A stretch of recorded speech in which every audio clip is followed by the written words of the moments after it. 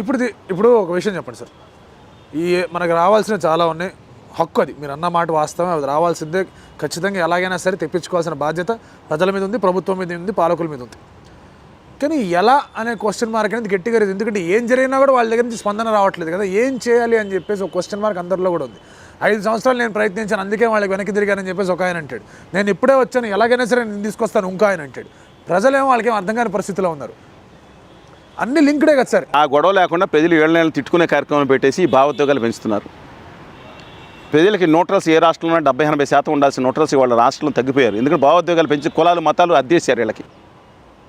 అదిగో జగన్ గారేమో ఆ మతం ఏదో వాళ్ళకి పెంచారు, లేకపోతే వీళ్ళు ఇది మతాలు కులాలు ఆ కులం వాళ్ళేమో ఇచ్చేశారు, ఇంతకుముందు ఇచ్చేశారు.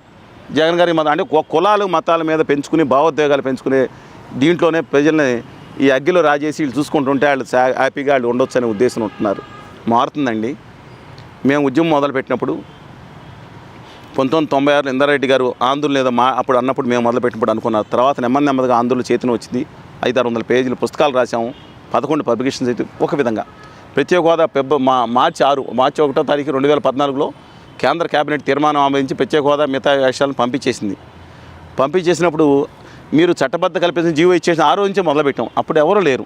చాలా కాలానికి కాంగ్రెస్ పార్టీ వచ్చిన రాజకీయ పార్టీలు మొట్టమొదటిసారి ఉద్యమంలోకి వచ్చిన కాంగ్రెస్ పార్టీ కోటి సంతకాలతో మొదలుపెట్టారు. మా తర్వాత వచ్చిన మేము ఆ రోజు వరకు ఉద్యమం చేస్తున్నాం. ఈ రోజుకు నెమ్మదిగా ఒక్కొక్కరు వచ్చారు. వెంకయ్యనాయుడు గారు నన్ను వ్యక్తిగతంగా ఆయన ఛాంబర్లో ఏం మాట్లాడినా, పార్లమెంట్లో 15 మంది ఉన్నారు ఆ రోజు. అనంతకుమార్ గారు దివంగత మంత్రి గారు ఉన్నారు, పీయూష్ గోయల్ గారు ఉన్నారు, సురేష్ గారు అని సెక్రటరీ IAS చేసి గుంటూరు జిల్లా కలెక్టర్ ఆయన PSK కింద కూడా ఆయన మాతో పాటు ఆయన సాక్షి.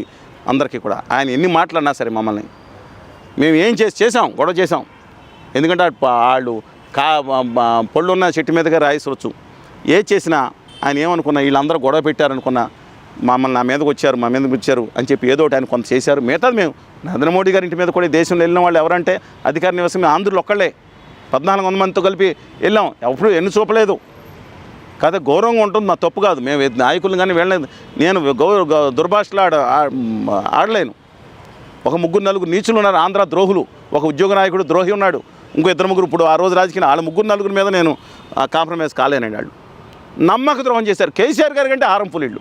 కేసీఆర్ గారు తిట్టాడు, కానీ ఆయన వల్ల ఆయన ఆందోళన తిట్టాడు, కానీ ఆయన వల్ల ఆయన రాష్ట్రానికి లాభం జరిగింది.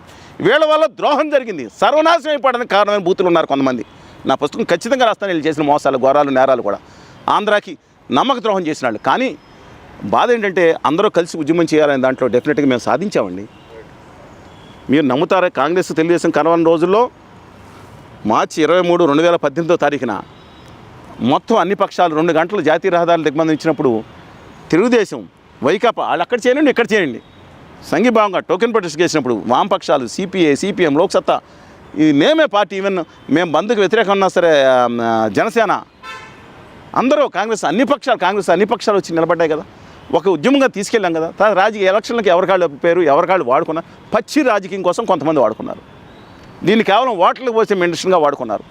ఒక సిద్ధాంతంతో నిబద్ధతతో ప్రాణాలు పణంగా పెట్టి జీవితం పెట్టి ఆస్తి పెట్టి ఉద్యమం చేసిన వాళ్ళని వాళ్ళ గౌరవం ఎక్కలేదు. కనీసం దానికి ఒక సాధికారిత లభించాలనే విధంగా కూడా లేకుండా పోయింది. కొంత అయితే వచ్చినాయి, మన 15% వచ్చినాయి. Like and subscribe Eagle Media Works.